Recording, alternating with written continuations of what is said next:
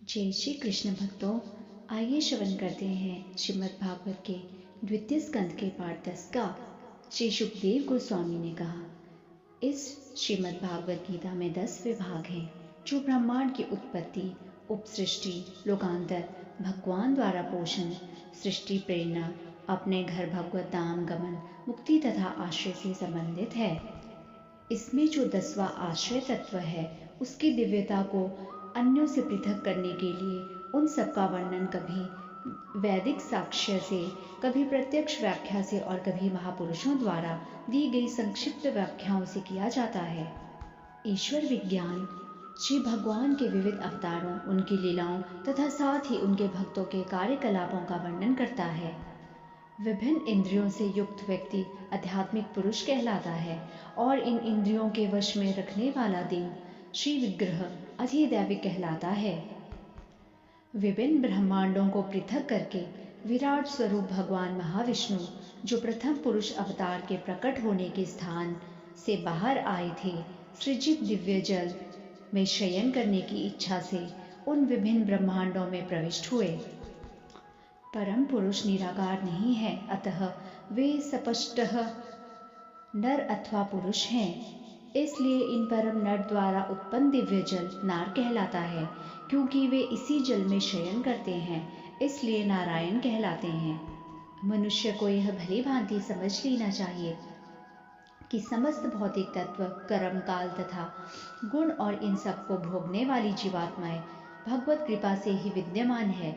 उनके द्वारा उपेक्षित होते ही ये सारी वस्तुएं अस्तित्वहीन हो जाती हैं। योग निद्रा की शैया में लेटे हुए भगवान ने एकाकी रूप में से नाना प्रकार के जीवों को प्रकट करने की इच्छा करते हुए अपनी बहिरंगा शक्ति से सुनहरे रंग का प्रतीक उत्पन्न किया। महाविष्णु के दिव्य शरीर के भीतर स्थित आकाश से इंद्रिय बल, मानसिक बल तथा शारीरिक बल उत्पन्न होते हैं। इनके साथ ही संपूर्ण जीवनी शक्ति अर्थात प्राण का समग्र स्तोत्र उत्पन्न होता है।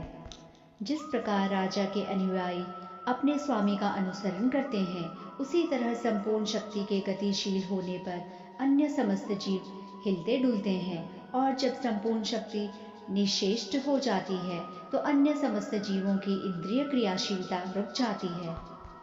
विराट पुरुष द्वारा विचलित किए जाने पर प्राण ने भूख तथा प्यास को उत्पन्न किया और जब विराट पुरुष ने पीने तथा खाने की इच्छा की तो मुंह खुल गया, मुख से तालु प्रकट हुआ और फिर जीभ भी उत्पन्न हुई। इन सब के बाद विविध स्वादों की उत्पत्ति हुई जिससे जीव उनका स्वाद ले सके। जब परम पुरुष की बोलने की इच्छा हुई तो उनके मुख से वाणी गूंजी। फिर मुख से अधिष्ठाता देव अग्नि की उत्पत्ति हुई, किंतु जब वे जल में शयन कर रहे थे तो ये सारे कार्य बंद पड़े थे।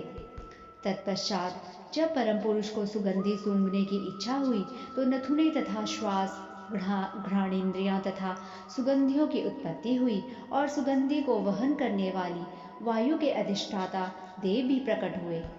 इस प्रकार जब सारी वस्तुएं अंधकार में विद्यमान थी तो भगवान की अपने आप को तथा जो कुछ उन्होंने रचा था उन सबको देखने की इच्छा हुई। तब आंखें, प्रकाशमान सूर्यदेव, देखने की शक्ति तथा दिखने वाली वस्तु ये सभी प्रकट हुई। महान ऋषियों द्वारा जानने की इच्छा विकसित होने से कान, सुनने की शक्ति, सुनने के अधिष्ठाता देव तथा सुनने की वस्तुएं प्रकट हुई। ऋषिगण आत्मा के विषय में सुनना चाह रहे थे।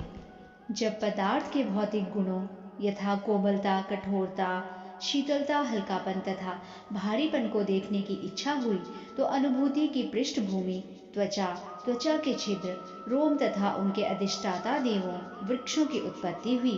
त्वचा के भीतर तथा बाहर वायु की खोल है जिसके माध्यम से स्पर्श का अनुभव होने लगा। तत्पश्चात जब परम पुरुष को नाना प्रकार के कार्य करने की इच्छा हुई तो 2 हाथ तथा उनकी नियामक शक्ति एवं स्वर्ग के देवता इंद्र के साथ ही दोनों हाथों तथा देवता पर आश्रित कार्य भी प्रकट हुए। तत्पश्चात इधर उधर चलना को नियंत्रित करने की इच्छा से उनकी टांगें प्रकट हुई और टांगों से उनके अधिष्ठाता देव विष्णु की उत्पत्ति हुई। इस कार्य की स्वयं विष्णु द्वारा निगरानी करने से सभी प्रकार के मनुष्य अपने अपने निर्धारित कार्यों में संलग्न हैं। तत्पश्चात जब उन्हें एक शरीर से दूसरे में जाने की इच्छा हुई तो नाभि तथा अपान वायु एवं मृत्यु की एक साथ सृष्टि हुई। मृत्यु तथा अपान वायु दोनों का ही आश्रय नाभि है। प्राण वायु जीवन दाता है और अपान वायु प्राण को रुद्ध करता है।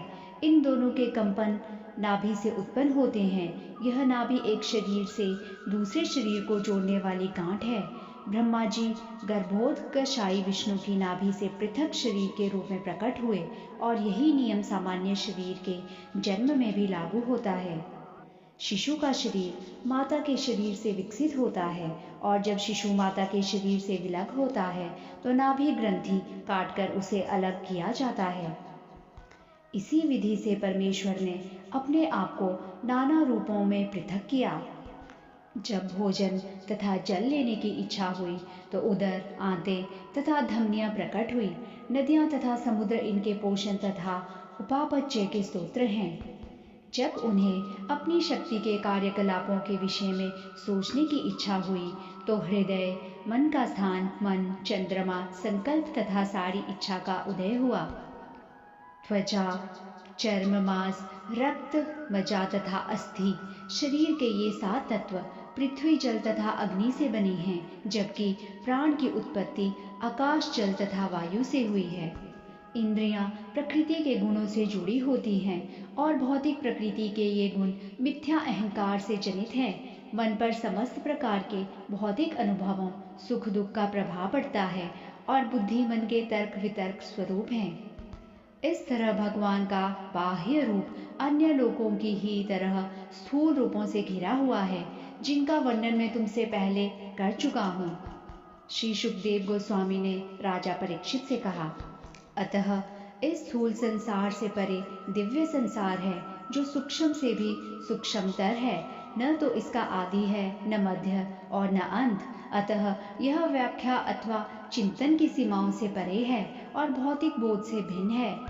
सुखदेव गोस्वामी ने राजा परीक्षित से कहा, मैंने तुमसे भौतिक दृष्टिकोण से भगवान के जिन 2 रूपों का ऊपर वर्णन किया है, उनमें से कोई भी भगवान को जानने वाले शुद्ध भक्तों द्वारा स्वीकार नहीं किया जाता।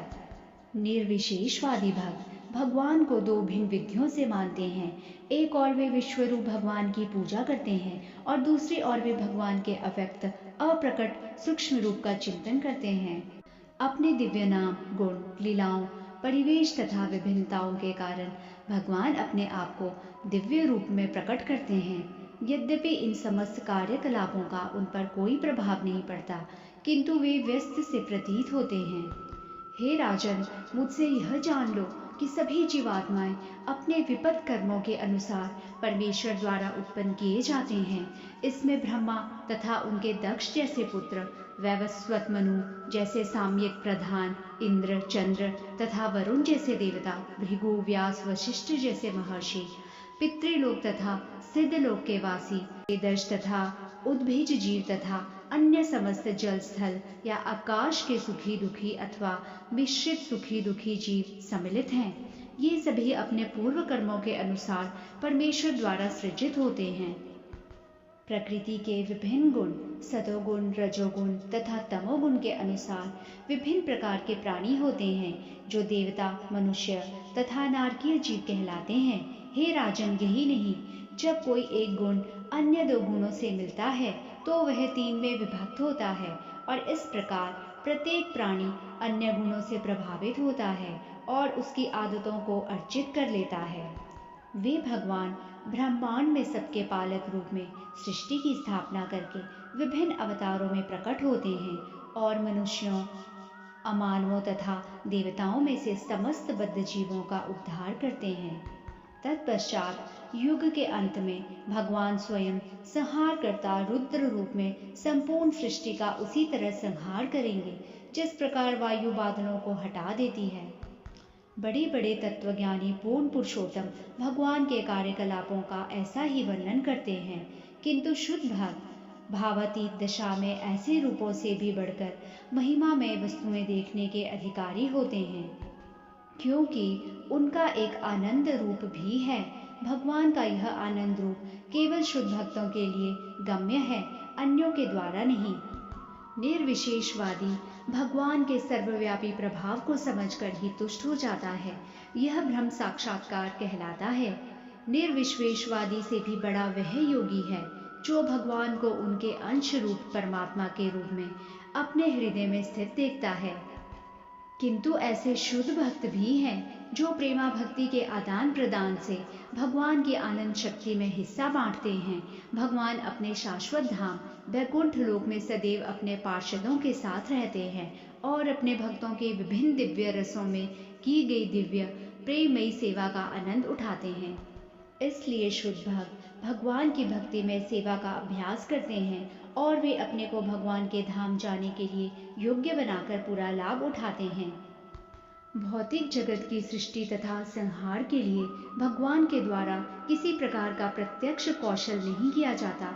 उनके प्रत्यक्ष हस्तक्षेप के विषय में वेदों में जो कुछ वर्णित है वह केवल इस विचार का निराकरण करने के लिए है कि भौतिक प्रकृति ही सृष्टा है। सृष्टि के विषय में यह सब सुनने के बाद शौनक ऋषि ने सूत गोस्वामी से विदुर के विषय में पूछा, क्योंकि सूत गोस्वामी ने पहले ही उन्हें बता रखा था कि विदुर ने किस प्रकार अपने उन परिजनों को छोड़कर गृह त्याग किया था जिनको छोड़ पाना बहुत दुष्कर होता है। शौनक ऋषि ने कहा, आप हमें बताएं कि विदुर तथा मैत्रेय के बीच अध्यात्म पर चर्चा हुई। विदुर ने क्या पूछा और मैत्रेय ने क्या उत्तर दिया था? कृपा करके हमें यह भी बताएं कि विदुर ने अपने कुटुंबियों को क्यों छोड़ा था और वे पुनः घर क्यों लौट आए। तीर्थ स्थानों की यात्रा के समय उन्होंने जो कार्य किए उन्हें भी बतलाएं। इन सभी प्रश्नों का विवरण स्कंद 3 में वर्णित है। जय श्री कृष्ण भक्तों, यहाँ पर श्रीमद् भागवत के द्वितीय स्कंद का समापन होता है।